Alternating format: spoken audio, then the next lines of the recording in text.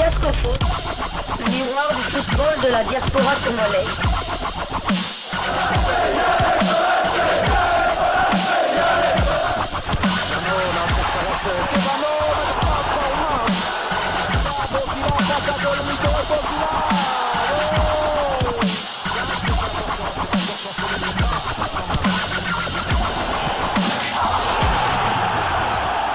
Diascofoot, le miroir du football de la diaspora congolaise.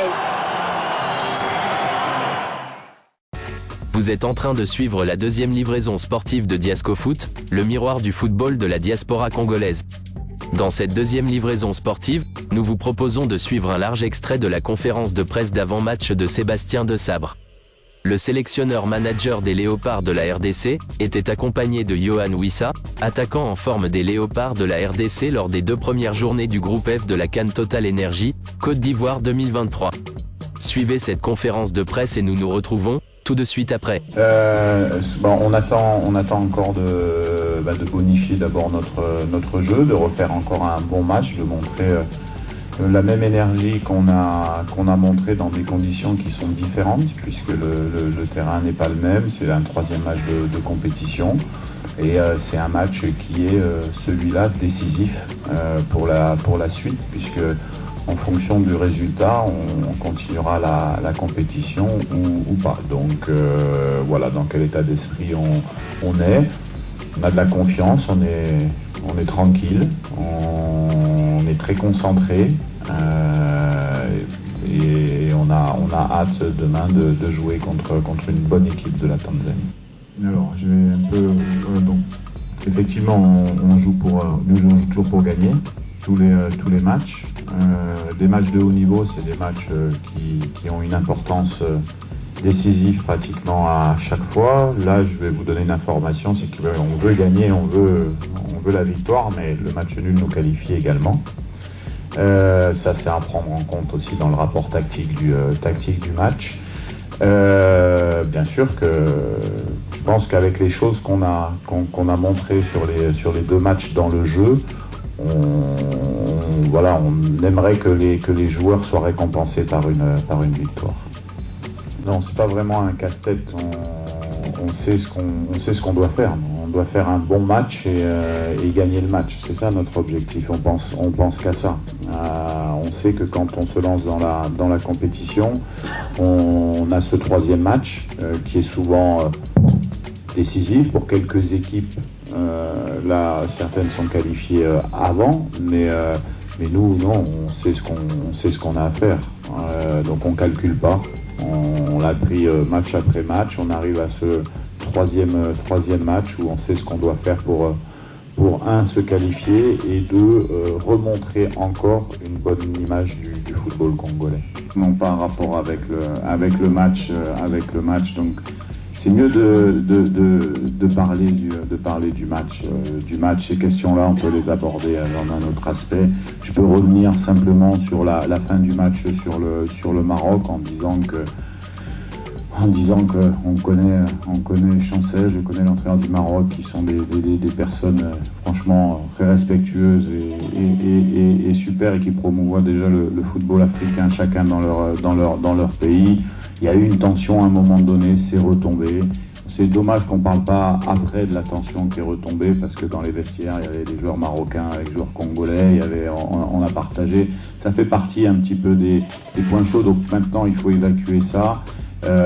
On connaît, et je le redis, que ce soit mon capitaine, qui est quelqu'un d'exceptionnel en termes de respect du foot, des valeurs du football, également l'entraîneur du Maroc que je connais bien, qui est aussi dans cette optique. Donc maintenant, je crois, il me semble que la CAF a ouvert une enquête. Il faut laisser les gens faire leur travail. Il y a les vidéos qui sont là de toute manière, et puis nous, penser au match de demain. Donc c'est pour ça que j'aimerais avoir des questions sur le match de demain. C'est que, effectivement, comme vous l'avez souligné, les 2 équipes peuvent se qualifier sur la rencontre. On connaît bien cette équipe de Tanzanie, parce qu'elle est proche du Congo. Moi, j'ai eu l'occasion de la jouer à plusieurs reprises aussi quand j'étais sélectionneur de l'Ouganda. Donc on connaît les joueurs et on sait que c'est de bons joueurs qui sont capables d'aller vite vers l'avant, qui travaillent bien ensemble, qui sont une base de joueurs de Simba, de Youngstar et un de joueurs d'Azam, plus maintenant quelques joueurs qui viennent soit de l'Angleterre, soit d'autre part. Donc c'est une équipe qui est bien organisée, on l'a vu sur le match de la Zambie, et dans notre organisation de jeu, on sait que ça va pas être simple, parce qu'on va devoir trouver des solutions pour pouvoir battre cette équipe. Et d'un autre côté, on a quand même confiance aussi en nos forces du moment, pour pouvoir faire le pas de plus qui nous permettrait de se qualifier, de continuer notre parcours.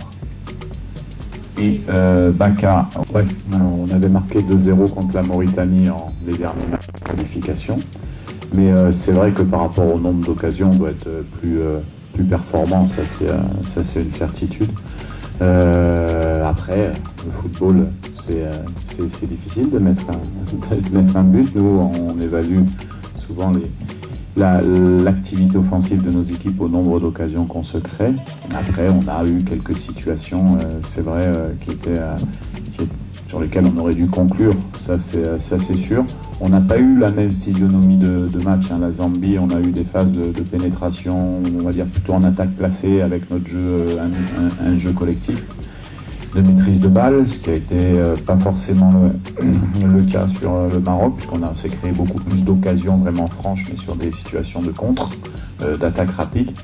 Donc ça veut dire qu'on a ces deux profils d'équipe. On a le profil de pouvoir jouer contre des équipes qui sont un peu en bloc bas, pour se créer des occasions, en étant, et là je vous rejoins, plus efficace.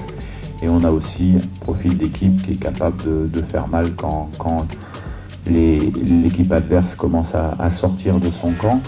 Ça va être un élément important demain, parce que je pense que la Tanzanie va devoir à un moment donné sortir de son camp, puisque il va falloir qu'elle gagne 3 points pour se qualifier. Voilà. Donc on a ces deux réponses qui sont souvent issues des finisseurs, des joueurs qui rentrent en cours. Donc on a une stratégie globale, on évalue souvent ceux qui démarrent pas. Bon, nous on n'est pas dans cette réflexion-là au niveau d'un coaching, on est sur une réflexion beaucoup plus globale de la rencontre, parce qu'on a plus d'informations, que ce soit sur l'adversaire, et on connaît mieux nos garçons. Donc voilà, c'est l'image un peu de ce que je veux dire aujourd'hui. On avait mis une équipe en place contre le Maroc, avec une équipe qui a recommencé, et puis avec des finisseurs qui sont rentrés. Voilà. Mais je pense que si le travail des titulaires n'est pas fait sur la première mi-temps, il y a moins d'impact pour ceux qui rentrent. Donc c'est global, c'est tout. Mais pour répondre à votre question, on doit avoir cette ambition de réduire effectivement, d'augmenter notre efficacité et de réduire ce nombre d'occasions inefficaces. Alors, effectivement, on attaque tous les matchs en espérant pouvoir marquer les premiers. C'est souvent dans les statistiques l'équipe qui marque les premiers qui gagne le match. C'est souvent le cas, ça c'est statistique, c'est les datas, mais pas chez nous. Pas chez nous parce que ça soit sur la Zambie, je pense que c'est un but qu'on prend contre le cours du jeu, totalement contre le cours du jeu, en faisant une erreur certaine. Et d'ailleurs je l'ai dit, mais on va pas redire. Si on prend pas on n'a pas concédé d'occasion, donc si on fait pas d'erreur, on concède pas de but.